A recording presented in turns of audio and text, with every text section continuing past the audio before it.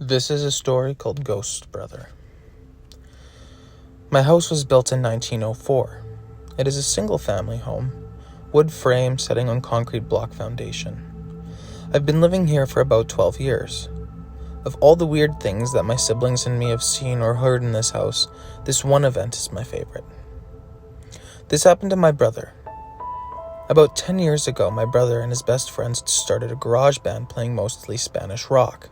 Alternative music, but in Spanish. His friends could only get together on Sunday afternoons.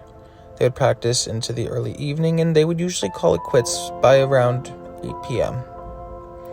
This was the time I usually showed up and went to bed, because they worked the graveyard shift. This happened in late fall, so the days were getting shorter. They had just finished a long session when the decision to head to someone else's house came about. My brother handed his car keys to his buddies so they could load the equipment.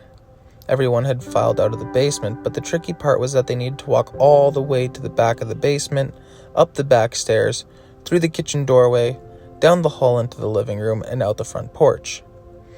Everyone was outside sitting in my brother's truck waiting for him.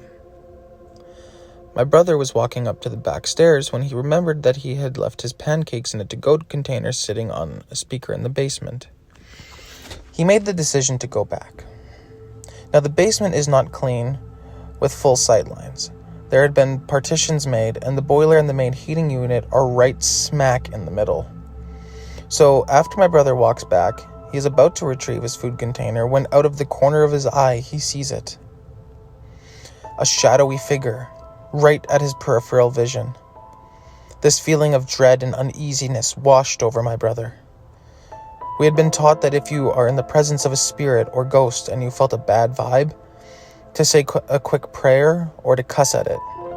My brother chose the latter. He basically just told it, "Hey, fuck you. I don't have time for this shit." My brother started to walk to the back of the basement and briskly up the stairs, closing the doors and turning off the lights as he's walking out. The last light switch is on the opposite side of the front door. Luckily, the door was open and the light from the street lamp was flooding the living room with its amber light. My brother said he felt something at his back, but at no point did he turn around. As he flicked the last switch, the living room went dark, as did the rest of the house. As he stepped out, he pulled the door, closing it behind him. Still holding his food container in one hand, he jogged down the view porch steps. He walked towards the front gate. Our house resides far from the main street, essentially having a large front yard but no rear garage. As he closed the gap between himself and his frightened-laden truck, he kind of smiled and thought things over in his head, mad at himself for speaking out when there was no reason.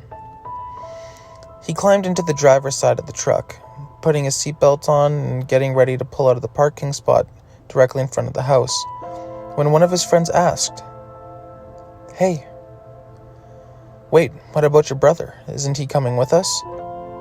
My brother answered, "What do you mean? He went to work early tonight. He's already gone. Do you see his car anywhere?" The next question they asked, "It's then who was walking behind you when you were leaving the house?" Thank you for listening. See you on the next story.